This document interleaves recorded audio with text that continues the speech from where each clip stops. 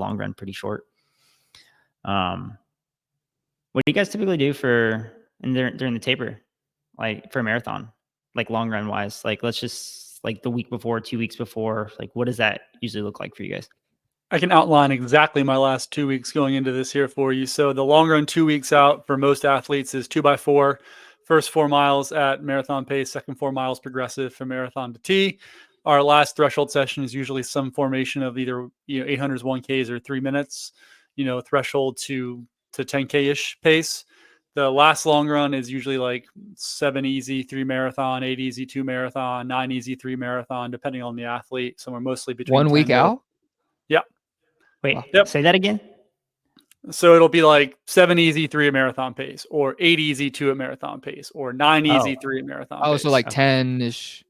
10 to 12. Yeah, 10 to 14. When you said it the first time, it sounded like I thought he was like saying like a 16-mile workout. Sorry. Yeah, that's my fault. Like, no, we're doing 10 to 7 days. We're doing 10 to 14 with a last little bit 3 of at marathon. Yeah, last 3 marathon. Yeah. Like the higher like the more talented athletes are probably gonna do 14. I still want us to touch something a little bit longish. I don't like to not have anything long with 7 days to go. And then the week of, it's like if we do our long run Sunday, Monday's off, easy. Workout is, maybe 2 miles at marathon pace, 2 by 1 minute at T, and then another off day, and then just 2 shakeout runs before the race. That's pretty much the formula. And the big any different, really. Yeah. The big intensity drop is like 10 days out, or the big mileage drop is 10 days out, is when we really start to just fall off a cliff with total volume. Insanely, I mean, all the numbers are slightly different, but insanely similar and same. Yeah. Like the 10 days and I play around with little things. Like sometimes the last week, that Sunday, I'll just do an easy 90, but I'll do a session on Friday instead.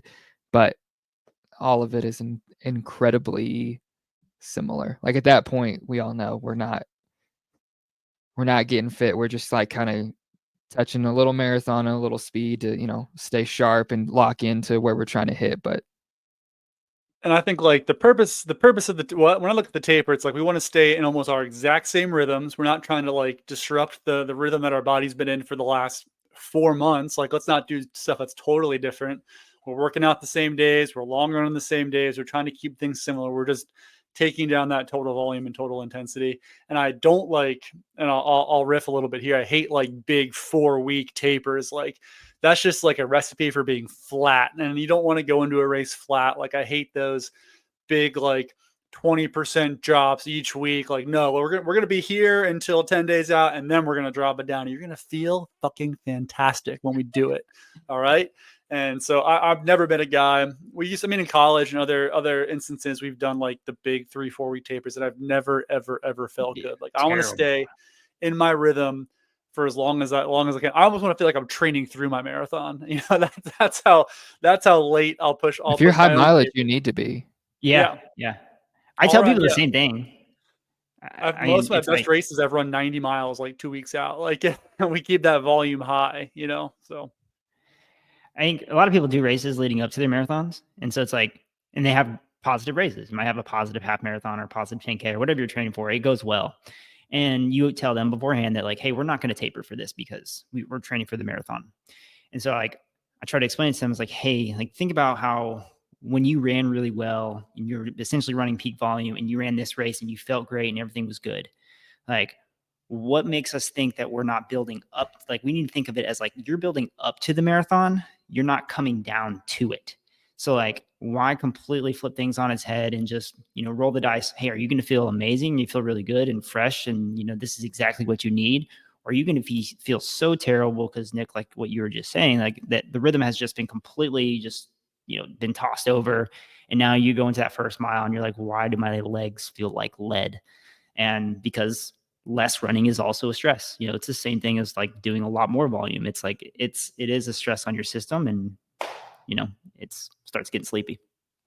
I think that's just like the 20 miler. I think that's one of those things that used to be really in the zeitgeist or on every blog and book about those massive 3-4 week tapers, and they'd give the percentages. I'm feeling that a little bit less than the 20 miler, but that is always a big shock for people when they go through their first cycle with me. And it's like 3 weeks out and we're doing some crazy long run workout and they're like, what are we doing? I'm like, or like, they think we should just be sitting on the couch. But like you said, like the whole going up or coming down, I think sometimes people think like, oh, I should be feeling good weeks going in. And it's like, we can't. You will get lethargic and sleepy. Like your body just adapts to whatever's going on. So if you start running 20 minutes a day, it's going to start giving you the materials to run 20 minutes a day. And like ideally we want to feel good like maybe 2 days out or the day before, but we don't need to like be feeling incredible and poppy for days on end going in. Like I kind of want someone 2 days out to start feeling okay, and then like the day before they're excited, and then we go, because any longer than that we're gonna lose it and miss it. That's why even the week of we might, we're gonna have a workout, and sometimes people even are surprised about that. Yeah, I used to notice a lot more pushback, and I think it's coming down. Hopefully, maybe thanks to this, we can have the same impact on the slow, easy 20 milers of the world. Nicole, you look like you want to say something. No, I'm just admiring your beautiful face. That's all. Dylan, what else? Do we got any? I mean, we kind of crushed this, but Just trying to think of like just the questions that I get from, a lot of my folks and, stuff that I've thought about over the years too. But I mean, I feel like we touched on the really big ones, especially like the last couple weeks, because I do get a lot of questions about why are we running this much, or like, when do you think we're going to taper? That's just a very common question. And yeah, I feel like if you, this is a rabbit hole conversation for maybe for another time, but like for most people, it's, you don't need to do it. You don't need to have that steep of a taper, and you should keep the rhythm. But like I said, yeah, I'm irrelevant way more to, concerned about muscle tension and flatness than I am yeah, fatigue per se, because you'd be yeah. amazed even at small levels of fatigue how well you can run and how much your body can, because small levels of fatigue is just good muscle tension. Yeah. And the important piece is that you don't lose your race in training. That's the big one. So like these big long runs that you do, like that people like, okay, 3 or 4 weeks out, got to do the big one. Like if you plan on doing a big long run 3 or 4 weeks out, you got to make sure that you have the ample time to recover from that, but also making sure that you don't lose that. You don't lose your race. Like I've had it in my training where it's like, my race was 3 weeks out from my marathon. Like I ran my marathon race 3 weeks out. Like, and that sucks because, if I would have run the marathon that day, I would have done well, but I lost it, I literally just had this conversation before we got on here with a client. He has his big long run, his last long run this weekend. We're 3 weeks out. I think it's from London. And so we were talking about like, hey, how do we want to approach this? I'm like, buddy, we don't want to race this. Like, I want you to run those first 4 miles, like how we're going to run those first 4 miles in London. We're going to run 5 to 10 seconds slower than your goal marathon pace. Like, I want you to finish this workout feeling like you could run 4 or 5 miles. Like, that's how we know that you executed what we were hoping to execute. And so we just had this conversation about, hey, we're not leaving the race out here. I know he's been crushing all his workouts. He's been feeling good. He's been constantly asking about, hey, can I run faster? Can I run faster? I'm like, you know what? This weekend, Sunday, is not the day to try to run 15 seconds faster. I'm like, that last mile or two, if you're really, really feeling good, open up a little bit. But we want to make sure we're super conservative early, and we're treating this like we're going to treat the race. We're going to, we're not going to go out and run 15 seconds faster per mile at the race. We're not going to do that here. We want to make sure we're controlled and getting the right stimulus out of it.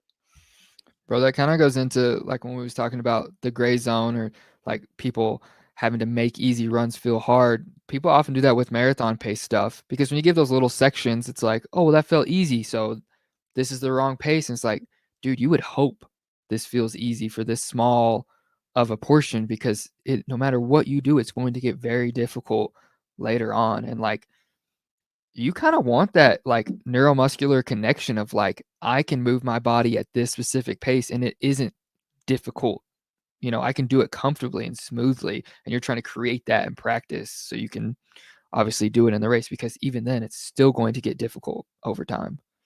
When you're really training hard too, and you're really getting ready for the marathon, there's a very, very small margin of error between like marathon pace and now you're dipping into threshold, and like now lactate's coming in your bloodstream. You're going through your glycogen storage is a lot faster, and now you've bonked. We've all been in those races to where maybe we try to go run a 10K in a marathon build, and the difference between 5-minute pace and 4:55 pace feels like it's a world difference. And you go out 5 seconds too fast and you're done. It's the marathon's kind of like that too. If you go out and you switch paces too quickly, or you're trying to hit it too hard, sometimes that can be all your body needs to just completely just implode. So, all right, Nick, I think we crushed this. You got any closing thoughts? No thoughts, no notes.